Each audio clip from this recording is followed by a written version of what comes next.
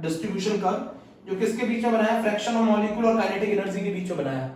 इन्होंने ये बोला ऐसे मॉलिक्यूल का फ्रैक्शन भी बहुत कम है जिनकी एनर्जी बहुत कम है, ऐसे मॉलिक्यूल का फ्रैक्शन भी बहुत कम है जिनकी एनर्जी बहुत ज्यादा है। बच्चों उन्होंने ये बोला ये एक्टिवेशन एनर्जी है, तो ऐसे मॉलिक्यूल कर्व से उन्होंने ऐसे बहुत सारा डाटा उन्होंने कलेक्ट किया, उसके बाद ये बनाया कर्व। ऐसे बहुत कम फ्रैक्शन, ऐसे बहुत फ्रैक्शन ऐसे मॉलिक्यूल का बहुत कम था जिनकी एनर्जी एक्टिवेशन एनर्जी से ज्यादा या उसके बराबर थी।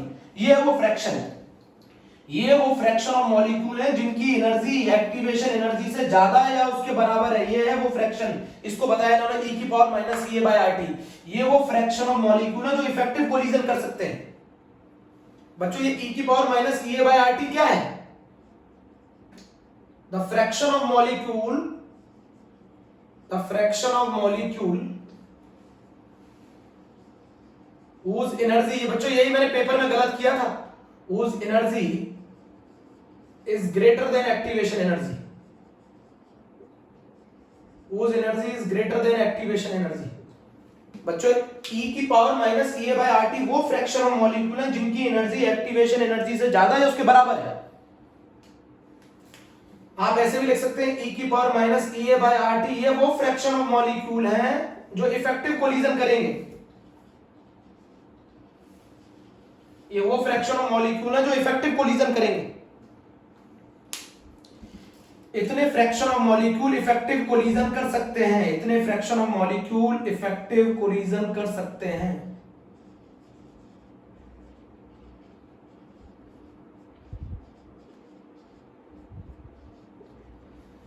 बोलो बच्चों जल्दी से बताओ, मैं तुम्हें दो दो तरीके से समझाऊंगा। e की पावर, ये बताओ ये क्या बताता है, कर्व, कर्व बताता है ऐसे मॉलिक्यूल का फ्रैक्शन भी बहुत कम है जिनकी एनर्जी बहुत कम है, ऐसे मॉलिक्यूल का फ्रैक्शन भी बहुत कम है जिनकी एनर्जी बहुत ज्यादा है, ये वाली एनर्जी शो करने वाले मॉलिक्यूल का फ्रैक्शन सबसे ज्यादा है। बच्चों सुना तुमने ध्यान से, शुरुआत में 40 में से 33 बच्चे पास, 30 बच्चे पास हो रहे थे। मान लो शुरुआत में 40 में से 10 बच्चे पास हो रहे थे, शुरुआत में 10 बच्चे पास हो रहे थे, तो ये बहुत ही कम ऐसे मॉलिक्यूल का फ्रैक्शन है जिनके पास एनर्जी एक्टिवेशन एनर्जी से ज्यादा या उसके बराबर है। शुरुआत में T टेम्परेचर पे वो 10 ऐसे फ्रैक्शन ऑफ मॉलिक्यूल हैं जिनकी एनर्जी एक्टिवेशन एनर्जी से ज्यादा या उसके बराबर है और इनका कोलिजन इफेक्टिव होगा। इन मॉलिक्यूल्स का collision, in fraction of molecule का कोलिजन क्या होता है बच्चों, इफेक्टिव होता है। मेरी बात ही नहीं सुन रहे। e की पावर माइनस EA/RT क्या है, e की पावर माइनस EA/RT ऐसे मॉलिक्यूल का फ्रैक्शन है जिनकी एनर्जी एक्टिवेशन एनर्जी से ज्यादा है। तो इस कर्व में ऐसे कितने मॉलिक्यूल है, ये है वो फ्रैक्शन ये है जिनकी एनर्जी एक्टिवेशन एनर्जी से ज्यादा है, और एक्टिवेशन एनर्जी वो मिनिमम अमाउंट ऑफ एनर्जी है जो कि रिक्वायर्ड है उस ओवरकम करने के लिए उस एनर्जी बैरियर को। तो अगर एक्टिवेशन एनर्जी से ज्यादा एनर्जी इनके पास है तो इनका कोलिजन इफेक्टिव होगा ना, अगर ये प्रॉपर ओरिएंटेड होंगे तो। बोल ही नहीं रहे हैं, बता ही नहीं रहे, आज तो कोई रिस्पॉन्स ही नहीं दे रहे, सो रहे हैं सब।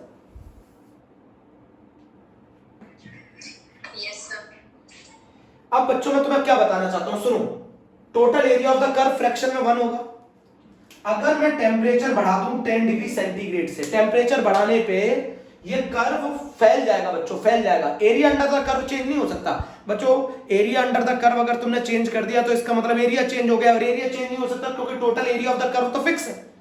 तो अगर तुमने टेम्परेचर बढ़ाया तो टेम्परेचर बढ़ाने पर कुछ एक कर्व इस तरीके का आ जाता है।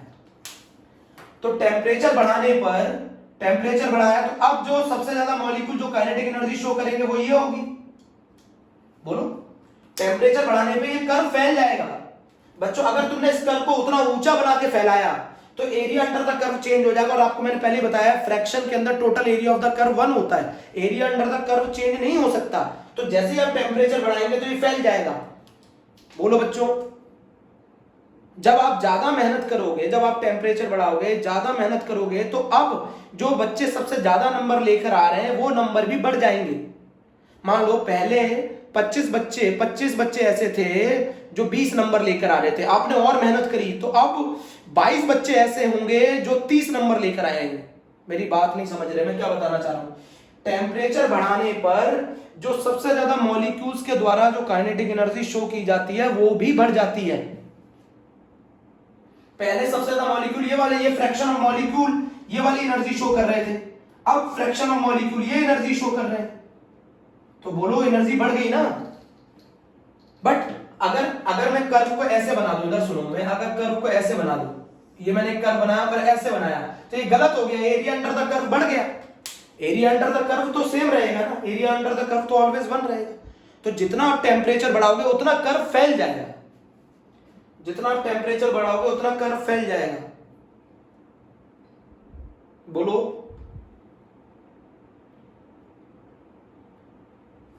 क्योंकि area under the curve same ही रखना है ना।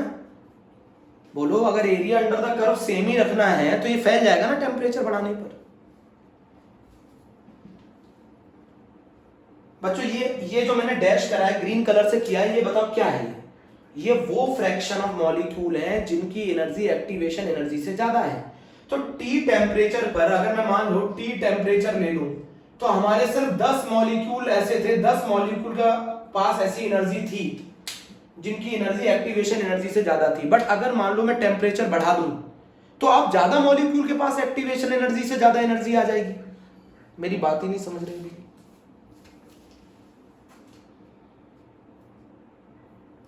पहले बच्चों, अगर मान लो पहले बच्चों 10 बच्चे पास हो रहे थे, तो अगर मैं ज्यादा मेहनत करूंगा तो अब 15 बच्चे पास होंगे।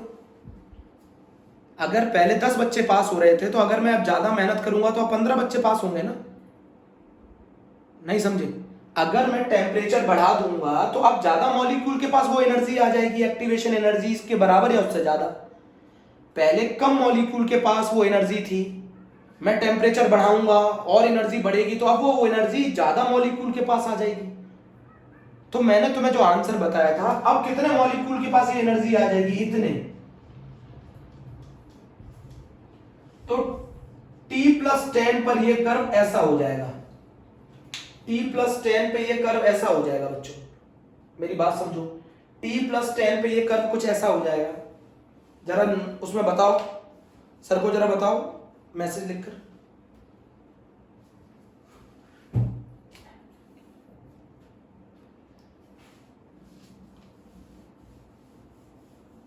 मोहित शुक्ला पूछ रहा है डायमेंशन चेंज हो जाएगी क्या? डायमेंशन कैसे चेंज? डायमेंशन का कोई मतलब नहीं, area under the curve change नहीं होगा। एरिया सही है, डायमेंशन क्या? मैं डायमेंशन लेंथ वेथ पढ़ रहा हूँ। हाँ, कोई लेना देना नहीं है उससे। अरे बच्चों, मैं तुम्हें क्या बताना चाहता था, तुम क्या पूछते हो, मुझे बड़ा दुख होता है। चलो कोई बात नहीं। जानवी पाल का क्वेश्चन है, सर हम टेम्परेचर बढ़ाएंगे तो फ्रैक्शन ऑफ मॉलिक्यूल्स जिनकी एनर्जी ज्यादा होगी वो बढ़ जाएंगे। अच्छा बच्चों, ये बताओ, पहले T टेम्परेचर पे मान लो 10 बच्चों के पास वो एनर्जी थी, सिर्फ 10 बच्चे पास हो रहे थे। मैंने T+10 किया, मतलब मैंने एनर्जी बढ़ा दी, मैंने और ज्यादा मेहनत करी, तो ज्यादा बच्चे पास होंगे ना। तो पहले जितने फ्रैक्शन ऑफ मॉलिक्यूल के पास वो एनर्जी थी जो कि एक्टिवेशन एनर्जी से ज्यादा थी, वो जस्ट डबल हो जाते हैं अगर हम 10 डिग्री सेंटीग्रेड टेम्परेचर बढ़ाते हैं। और यही फ्रैक्शन ऑफ मॉलिक्यूल ही तो हमें इफेक्टिव कोलिजन देते हैं। इतनी रामायण में सिर्फ एक छोटी सी बात है कि यही फ्रैक्शन ऑफ मॉलिक्यूल हमें इफेक्टिव कोलिजन देते हैं। तो जब हम टेम्परेचर 10 डिग्री सेंटीग्रेड से बढ़ाते हैं, तो ये फ्रैक्शन ऑफ इफेक्टिव कोलिजन जो molecule, the fraction of molecule which is undergo effective collision just double. Total collision just double नहीं होते, वो fraction of effective collision just double हो जाते हैं। बच्चों, ये वो मॉलिक्यूल्स का फ्रैक्शन है जिनकी एनर्जी एक्टिवेशन एनर्जी के बराबर या उससे ज्यादा है। तो पहले कम मॉलिक्यूल के पास इतनी एनर्जी थी, पहले 10 बच्चे पास हो रहे थे, आपने 10 डिग्री सेंटीग्रेड बढ़ा दिया तो अब 20 बच्चे पास हो रहे हैं। पहले 10 बच्चों के पास इतनी एनर्जी थी, अब 20 बच्चों के पास इतनी एनर्जी है। आप बताओ।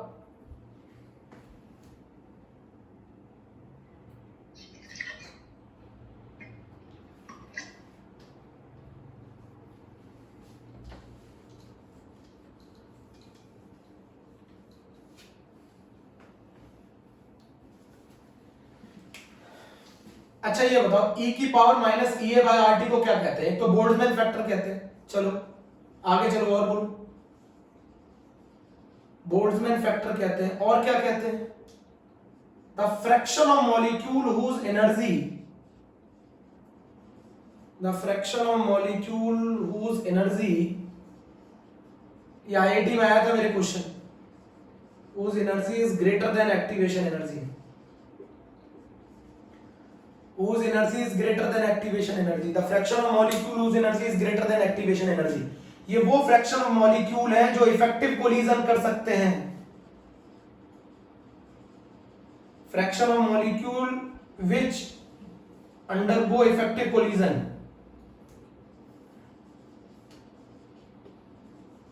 बच्चों इसमें ओरिएंटेशन की कोई बात नहीं की है, एनर्जी की बात की है।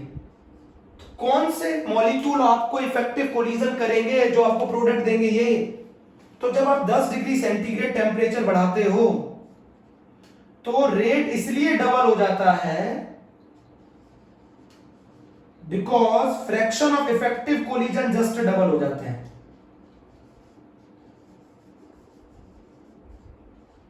Fraction of effective collision, fraction of effective collision just double हो जाते हैं।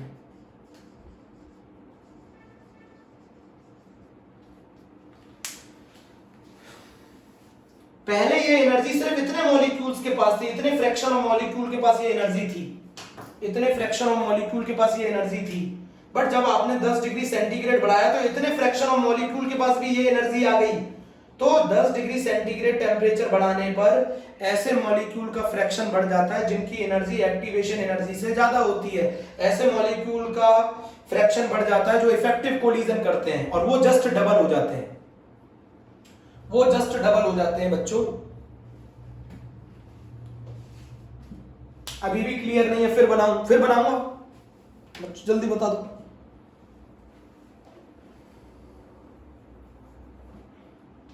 दीपाली, हाँ दीपाली बोलो।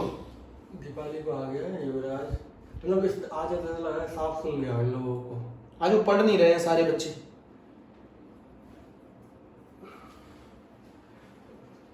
आज ये लोग इतने इंपॉर्टेंट टॉपिक को ध्यान से पढ़ नहीं रहे हैं। चलो कोई बात नहीं।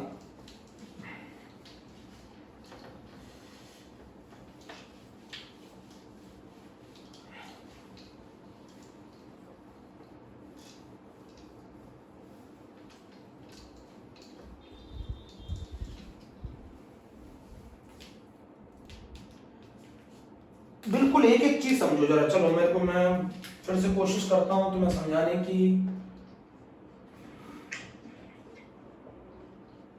टेम्परेचर कोफिशिएंट मैंने तुम्हें बता दिया था, सही है। अच्छा ये बताओ, एक्यूरेट डिपेंडेंसी किसने बताई थी? इसी ने तो बताई थी। आर्रीनियस इक्वेशन में क्या होती है? आर्रीनियस इक्वेशन के ए E minus E A by R T. यही तो समझाना चाह रहा हूं, ये आया कैसे है। इतनी देर से मैं जो समझाना चाह रहा हूं क्या है, यही तो समझाना चाहता हूं। ये है जो fraction of molecule which undergo effective collision, ये है e की power minus E A by R T. ये है वो fraction of molecule which undergo effective collision, fraction of molecule which undergo effective collision.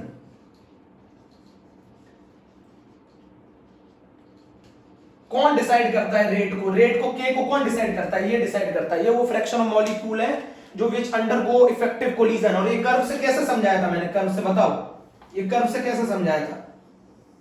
ये मान लो एक्टिवेशन एनर्जी है, ये एक्टिवेशन एनर्जी है, मान लो ये एक्टिवेशन एनर्जी है, ये एक्टिवेशन एनर्जी है, और ये हमारा फ्रैक्शन ऑफ मॉलिक्यूल है, ये हमारा फ्रैक्शन ऑफ मॉलिक्यूल, और ये काइनेटिक एनर्जी है। सबसे ज्यादा मॉलिक्यूल के द्वारा शो करने वाली एनर्जी यही है ना। अच्छा ये बताओ बच्चों, इतना ये वो मॉलिक्यूल का ये वो फ्रैक्शन है जिनकी एनर्जी एक्टिवेशन एनर्जी के बराबर है या उससे ज्यादा है। ये वो मॉलिक्यूल्स का फ्रैक्शन है जो हमें इफेक्टिव कोलिजन देगा और हमें प्रोडक्ट बनवाएगा। ये वो फ्रैक्शन है। इसी फ्रैक्शन को हम लोगों ने, सर बोल्ट्जमैन ने कहा था e की power minus E A by R T. Sir Boltzmann ने इसी को बोला था e की power minus E A by R T, the fraction of molecule which undergo effective collision. एक तो ये डेफिनेशन है। दूसरी डेफिनेशन बताओ क्या होगी? इसको एक और बोलते हैं द फ्रैक्शन ऑफ मॉलिक्यूल। अब बच्चों इससे ज्यादा नहीं बता पाऊंगा। The fraction of molecule whose energy is greater than activation energy,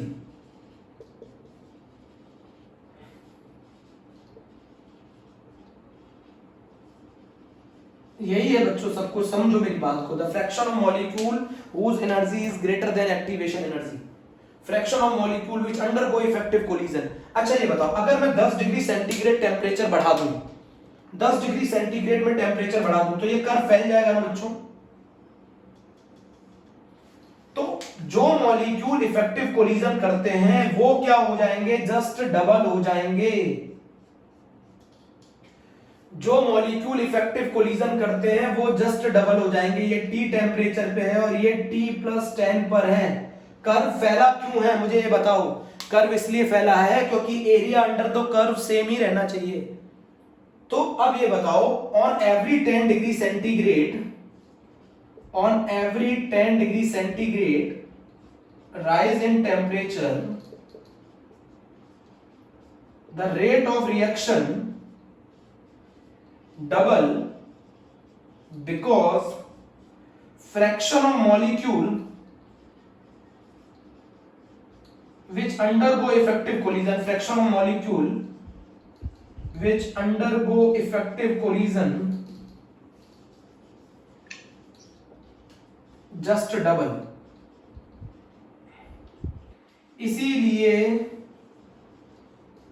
इसीलिए टेम्परेचर बढ़ाने पर, क्वेश्चन आया था ना, आप लोगों ने पूछा था कि सर हम 10 डिग्री सेंटीग्रेड टेम्परेचर बढ़ाने पे rate of reaction just double क्यों हो जाती है, रेट कांस्टेंट जस्ट डबल क्यों हो जाता है। क्योंकि ऐसे मॉलिक्यूल का फ्रैक्शन बढ़ जाता है जो इफेक्टिव कोलिजन करते हैं। पहले 10 बच्चे पास हो रहे थे, तुमने 10 डिग्री सेंटीग्रेड टेम्परेचर बढ़ा दिया, मतलब और मेहनत करवाई, तो अब 20 बच्चे पास होने लगे। तो पहले के कंपैरिजन में पहले जितने मॉलिक्यूल के पास एनर्जी थी, अब उससे ज्यादा मॉलिक्यूल के पास एनर्जी है। ये मैं बात बोलना चाह रहा हूं। e की पावर माइनस EA/RT, बोलो बच्चों जल्दी बताओ। अब मैं इसका बता रहा हूं ये आया कैसे है, क्या रिस्पॉन्स है।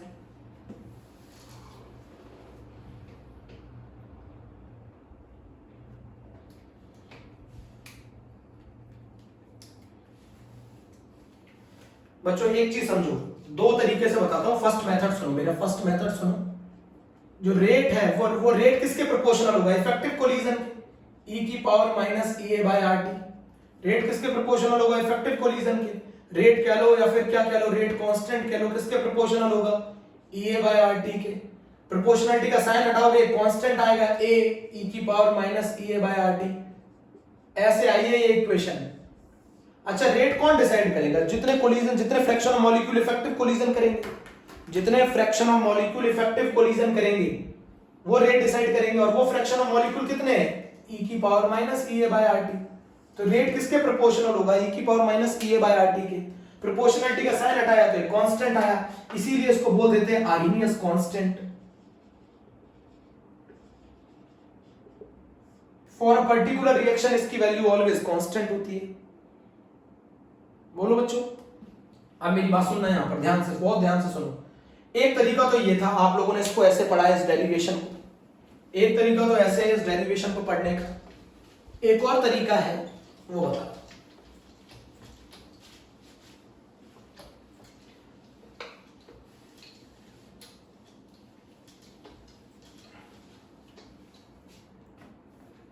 बच्चों एक और तरीका है। अच्छा ये बताओ मुझे एफिशिएंसी क्या होगी। एफिशिएंसी का मतलब होता है मेरे पढ़ाने की एफिशिएंसी कितनी होगी, जितने बच्चे ने एग्जाम दिया उतने में से कितने पास हुए, जितने बच्चों ने एग्जाम दिया उसमें से कितने पास हुए।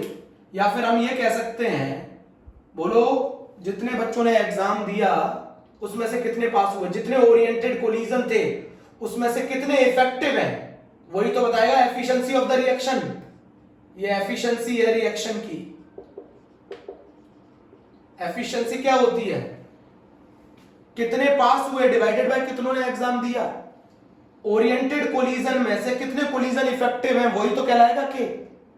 तो एफिशिएंसी बराबर e की पावर माइनस EA/RT, यही तो है effective collision, K/A।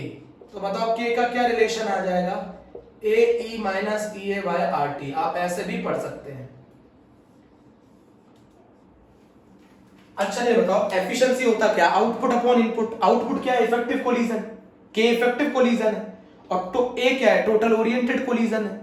Oriented collision में से इतने कोलिजन इफेक्टिव है, और यही तो चीज किसने बताई थी, e की power minus E A by R T ने, कि the fraction of molecule which undergo effective collision, the fraction of molecule which undergo effective collision, तो e की power minus E A by R T is equal to k upon a, तो k की value आ गई a e minus E A by R T. अब जरा बताना, दो मेथड से समझा दिया है, दो मेथड से समझा दिया। ऐसे भी कर सकते हो, रेट कौन डिसाइड करेगा, वो फ्रैक्शन ऑफ मॉलिक्यूल डिसाइड करेंगे जो इफेक्टिव कोलिजन कर रहे हैं, वो कितने होते हैं e की power minus E A by R T, तो k is proportional to the e की power minus E A by R T, proportionality का साइन हटेगा, कांस्टेंट आएगा, k की value k is equal to a e minus E A by R T आ गया।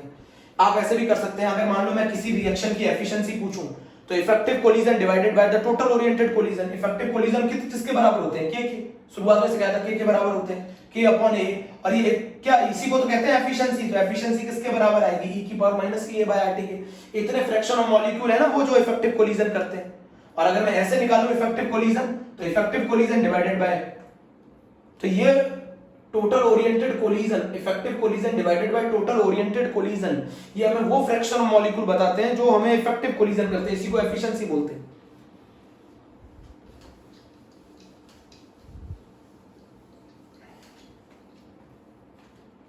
आ गया इतना, इक्वेशन आ गई, k बराबर a e minus E A by R T. एक चीज बता दूं पहले से, टेम्परेचर इंडिपेंडेंट होते हैं दो प्रॉपर्टीज इसमें, टेम्परेचर पे डिपेंड नहीं करते, एक एक्टिवेशन एनर्जी और एक ए, ये दोनों टेम्परेचर पे डिपेंड नहीं करते। टेम्परेचर बढ़ाने पर एक्टिवेशन एनर्जी में चेंज आता है, बट वो बहुत नेग्लिजिबल आता है, इसीलिए टेम्परेचर इंडिपेंडेंट होते हैं। पर्टिकुलर रिएक्शन के लिए ये दोनों वैल्यू कांस्टेंट होती है, एक्टिवेशन एनर्जी एंड ए की वैल्यू टेम्परेचर पे डिपेंड नहीं करती। k बराबर a e minus E A by R T, सुना ध्यान से, पहले एक चीज ये सुन लो, k बराबर a e minus E A by R T, k बराबर a e minus E A by R T, k बराबर a e minus E A by R T, taking natural log both side, taking natural log both side, taking natural log both side, natural log ले लो दोनों तरफ, बताओ क्या आ जाएगा, ln k बराबर ln a plus ln e की power minus E A by R T. मैं बता दूं आपको, log बेस e और e 1 होता है, या फिर आप ऐसे लिख लो ln e की वैल्यू 1 होती है, ln k बराबर ln a minus E A by R T आ जाएगा। Very very important for making graph, for making graph, ln k versus, बोलो बच्चों, इज वेरी इंपॉर्टेंट। बच्चों मुझे k और a की यूनिट क्या होगी, सेम होती बच्चों, k की जो यूनिट होगी वही a की यूनिट होगी। अरे इसकी कोई यूनिट तो हो सकती है बच्चों, तो एक्सपोनेंशियल फैक्टर है, तो k की यूनिट a के बराबर होगी। अच्छा इधर सुनो बच्चों, इधर सुनो मेरे प्यारे बच्चों, ये ले लिया मैंने ln k, बताओ 1/t के साथ ग्राफ, स्ट्रेट लाइन, ये कहलाएगा इंटरसेप्ट। क्या होगा इंटरसेप्ट बताओ, ln a होगा इंटरसेप्ट, ये होगा थीटा, तो स्लोप बताओ कितना आएगा, स्लोप बराबर tan थीटा बराबर minus E A by R. Check करें, ये y, ये c, ये mx, तो हम जो ग्राफ बना रहे हैं वो ln k वर्सेस 1/t के साथ बना रहे हैं ग्राफ, बोलो ln k वर्सेस 1/t के साथ graph, taking natural log both side, ln k बराबर ln a plus ln e की power minus E A by R T, ln e की वैल्यू 1 होती है, तो ये रिलेशन आ जाएगा ln k बराबर ln a minus E A by R T, तो y is equal to mx plus c, ln k versus 1/t, straight line, very important, slope is very very important। बोलो बच्चों, जरा check करो इतना।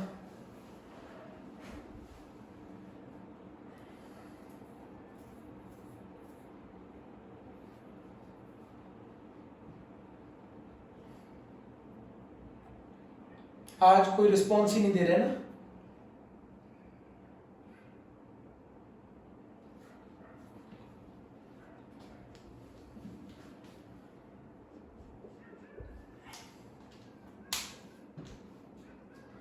बोलो जल्दी, note कर लिया?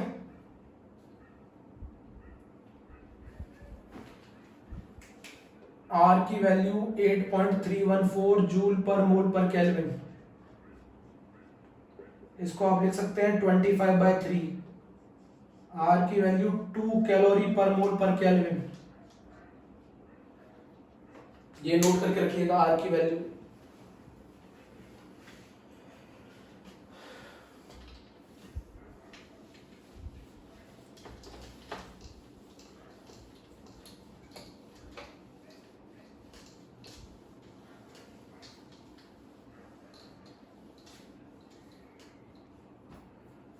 बोलो बच्चों। अच्छा एक चीज बताओ, हम लोगों ने आर्हेनियस इक्वेशन ऐसे पढ़ी, k बराबर A E minus E A by R T, है ना। Taking natural log both side क्या हो जाएगा बोलो, एल एन के बराबर L N A plus L N E minus E A by R T, जो पावर में होता है वो आगे आ जाता है। तो ये बन गया एल एन के बराबर L N A minus E A by R T. एक कर्व आपने बना दिया इसका, ठीक है। अब इसको लॉग में कन्वर्ट कर लो, क्या बन जाएगा बोलो, 2.303 लॉग के बराबर 2.303 log A minus E A by R T. बोलो ठीक है। डिवाइड कर दो होल इक्वेशन को 2.303 से, तो लॉग के बराबर log A minus E A upon 2.303 R1/T। अब फिर कर्व बनाएंगे बच्चों, फिर से कर्व बनाएंगे। लॉग के बराबर log A minus E A upon 2.303 RT। फिर से कर्व बनाएंगे, बताओ क्या कर्व होगा।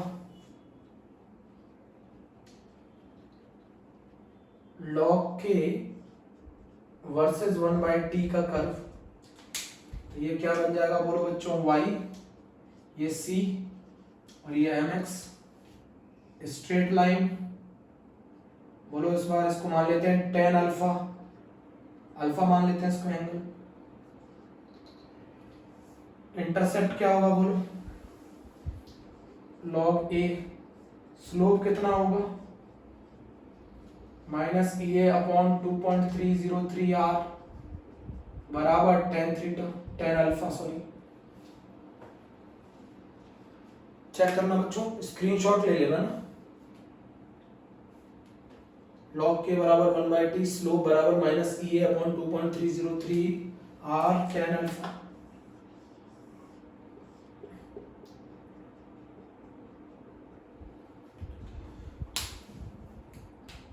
बच्चों a को प्री एक्सपोनेंशियल फैक्टर इसलिए कहते हैं क्योंकि एक्सपोनेंशियल से पहले है। a को प्री एक्सपोनेंशियल फैक्टर इसलिए कहते हैं क्योंकि एक्सपोनेंशियल से पहले है। तो बच्चों log k वर्सेस 1/T का कर्व भी हो गया, ln k वर्सेस 1/T का कर्व भी हो गया। टेम्परेचर बढ़ाओगे तो एनर्जी बढ़ेगी, एनर्जी बढ़ेगी तो इफेक्टिव कोलिजन होने के चांसेस बढ़ेंगे, इफेक्टिव कोलिजन होने के चांसेस बढ़ेंगे तो रेट बढ़ेगा। रफ कर दो।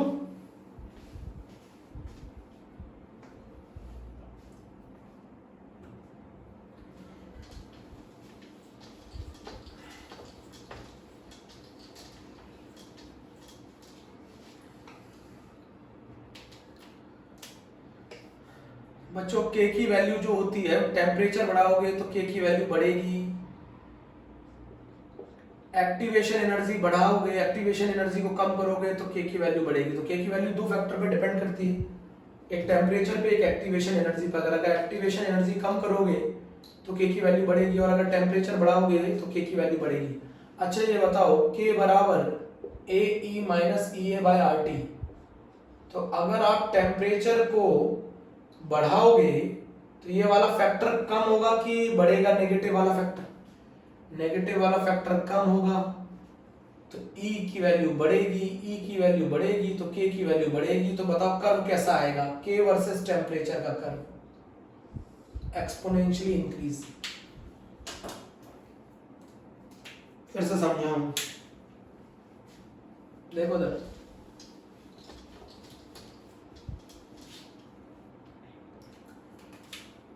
K बराबर क्या होता है? AE minus EA/RT। टेम्परेचर अगर मैं बढ़ाता हूं तो बताओ ये वाला माइनस वाला पूरा टर्म क्या हो जाएगा बोलो? कम हो जाएगा। और अगर ये वाला माइनस वाला टर्म कम होगा तो E की वैल्यू बढ़ेगी, E की वैल्यू बढ़ेगी तो K बढ़ेगा। तो बताओ ग्राफ कैसा आएगा K और टेम्परेचर के बीच में? एक्सपोनेंशियली इंक्रीज करेगा। टेम्परेचर बढ़ा हो तो K की वैल्यू एक्सपोनेंशियली इंक्रीज करती है। बच्चों ये क्वेश्चन आया था IIT 2010 में। आज के लिए बस इतना बहुत है,